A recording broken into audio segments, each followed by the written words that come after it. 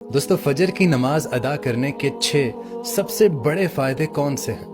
سب سے پہلا فائدہ، ہمارے نبی پاک صلی اللہ علیہ وآلہ وسلم نے ارشاد فرمایا کہ جس شخص نے فجر کی نماز ادا کی وہ اللہ تعالیٰ کی ذمہ داری میں آ گیا۔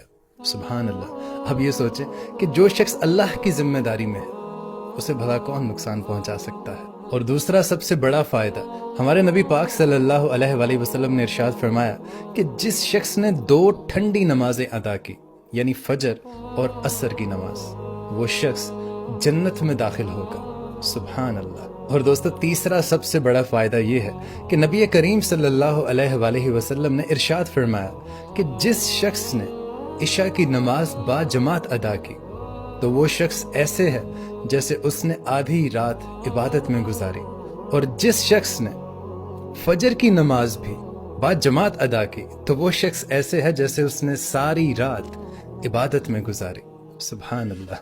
اور دوستو چوتھا سب سے بڑا فائدہ یہ ہے کہ نبی کریم صلی اللہ علیہ وآلہ وسلم نے ارشاد فرمایا کہ فجر کی 2 سنتیں یہ دنیا اور اس دنیا میں جو کچھ بھی ہے اس سب سے زیادہ افضل ہے۔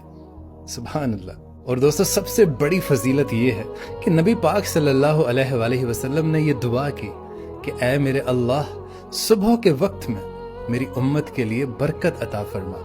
تو اگر آپ فجر کی نماز ادا کرتے ہیں، اس میں جو بھی آپ دعائیں مانگتے ہیں، جو بھی آپ کام کرتے ہیں، روزی کے لیے نکلتے ہیں، روزگار کے لیے جاتے ہیں، کچھ بھی کرتے ہیں، آپ صلی اللہ علیہ وسلم نے یہ دعا فرمائی کہ اللہ تعالیٰ اس میں برکت عطا فرمائے۔ اور دوستو فجر کی نماز وہ واحد نماز ہے جو آپ اللہ تعالیٰ کے ڈر سے نہیں، اللہ تعالیٰ کی محبت میں پڑھتے ہیں کہ میرا صبح کا اٹھنا، میری نیند کو خدا حافظ کہنا اللہ تعالیٰ کو پسند آئے گا کہ اس کا بندہ اس کے لیے سب کچھ ترک کر سکتا ہے۔